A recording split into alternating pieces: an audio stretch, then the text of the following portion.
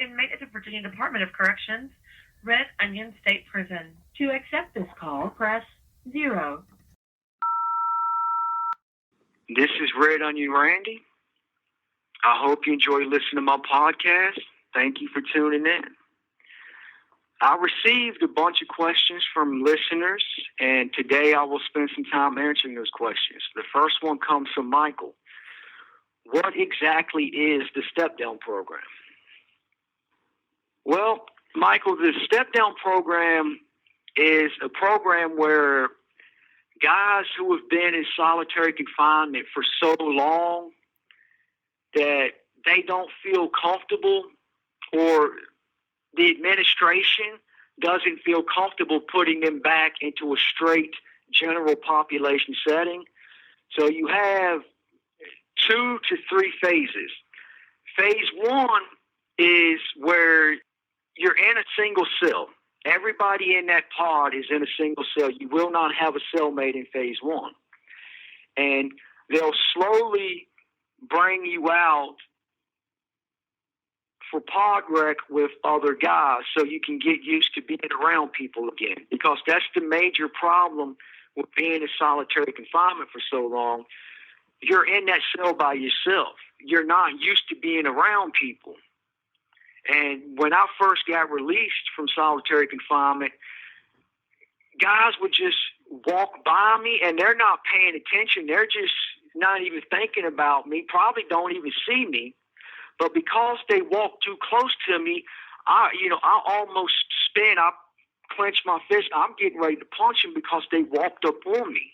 And it makes you nervous. You don't understand. You don't know what's going through their mind. You've been in solitary confinement so long. Another thing about solitary confinement is it makes you paranoid. It makes you skittish.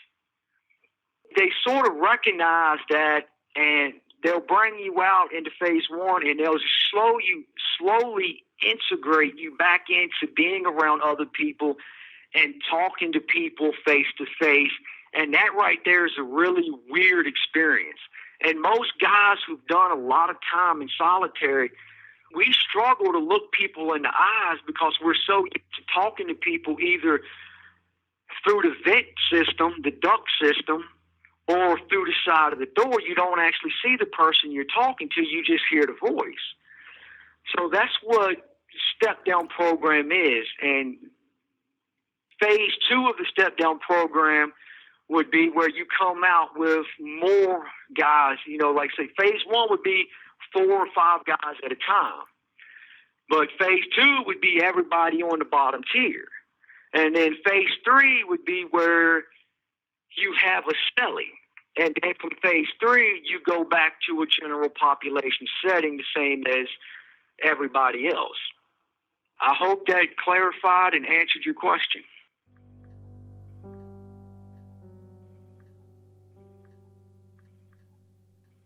My next question is from Julia.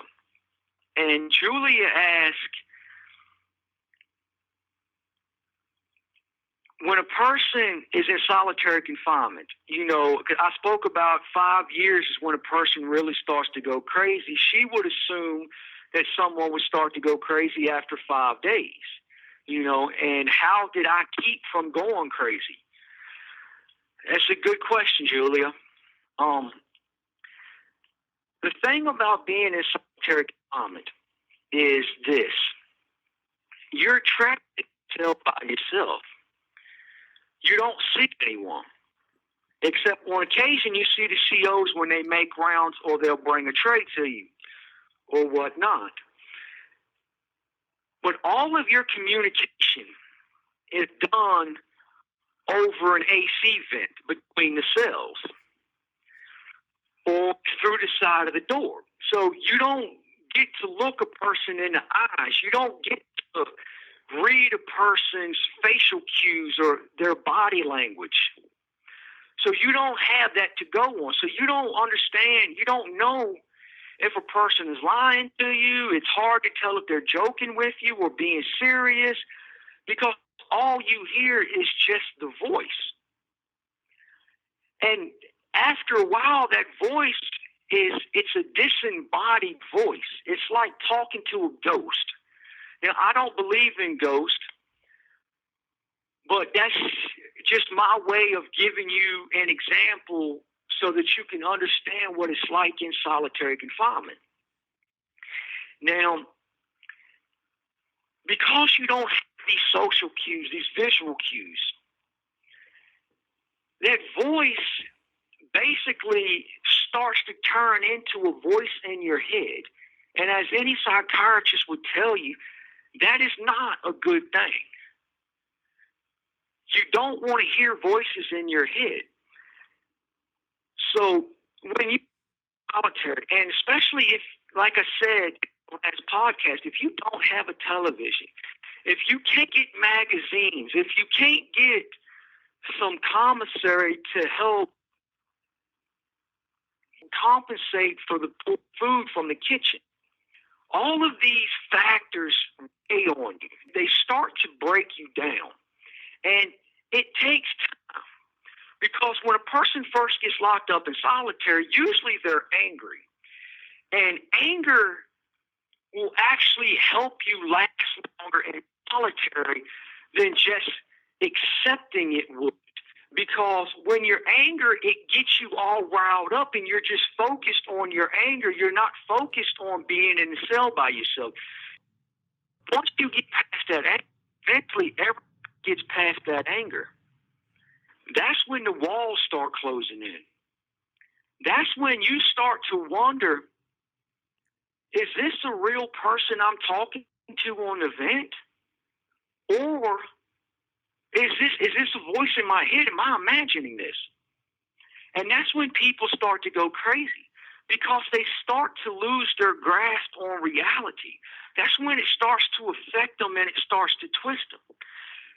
And some people go into solitary with a little bit of mental issues to begin with. It really, really hits them. And it doesn't take them as long as it takes someone else who has a strong mental foundation, so to speak. It really does depend on the person. But for a person who goes into solitary confinement who has some hereditary mental issues to begin with, you're right. It doesn't take long at all. Sometimes it can only take a couple of months. And the person, I can't begin to tell you how many times I've seen people go to the shower, bust their razors open and cut themselves. Or guys start smearing feces all over themselves in the walls and they start beating and banging and screaming, and basically it's like a very, very bad acid trip. It doesn't take them long at all. As I've said before, and I'll consistently say, for me, the thing that kept me from going insane after all of those years in solitary confinement was my imagination. It was my ability to create worlds in my head, characters, plot lines for stories and movies and books. And I have thousands of these things that I've created. And that's what I would do when I didn't have a TV. I didn't have a JP5. I didn't have music. I couldn't buy video games off the kiosk. I didn't have commissary or any of those things. I would pace the floor. I would daydream. And I would read my Bible. That helped me to overcome the walls, because by the fact that I was daydreaming, I wasn't even aware of the walls, because I will close my eyes and I will pace the floor. And I've been doing it for so long that I'm not concerned about walking into the door, the walls, or the toilet, or the bed. I know the exact steps to do. I just do it naturally now. So I'm no longer in prison. I'm in either Bloodcliff or Rangtada or any other place I've created. And for those of you who happen to read the Terry Goodkind series, The Sword of Truth, yes, I stole Rangtada from Rangshada. I really like that name, so I kind of made it my own. Hopefully he doesn't mind too much. That's how I survived, Julia, is I visualized all of these worlds. I built them from the foundation up. I put certain types of trees that I created. I built my own mountain ranges. I built my own races. I've created a couple of different races of elves. I've created dwarves. I've done all of these things, and by focusing on this day in and day out for all of those years that I had nothing, it helped keep my mind alive. It helped keep me from going crazy. I mean, that was my secret. You have 1 minute remaining.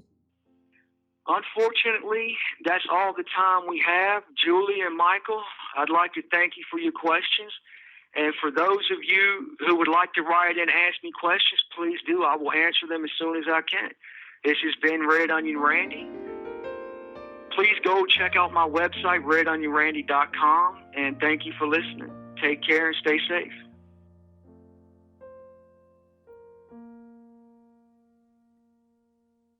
Thank you for using GTL.